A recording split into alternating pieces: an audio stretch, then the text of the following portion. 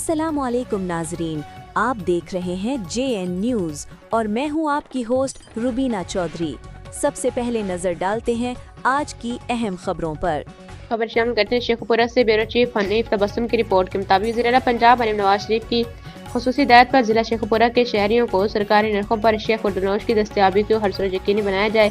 कम वजन और जायद कीमत पर अशिया ज़रूरिया के फरोख्त करने वालों के खिलाफ मुकदमा दर्ज करवाए जाए। नाजायज़ मुनाफाखोर और मिलावट माफिया के खिलाफ सख्त कानूनी कार्रवाई अमल में लाई जाए। प्राइस कंट्रोल मजिस्ट्रेट सब्जियों, फलों, गोश्त समेत नान और रोटी के वजन और नई कीमतों पर अमल दरामद करे। मार्केटों बाजारों में खुसूसी नज़र रखें और करियाना मर्चेंट्स की मुकर्रर नरखों पर दस्तियाबी यकीनी बनाने के लिए फील्ड में मौजूद रहें।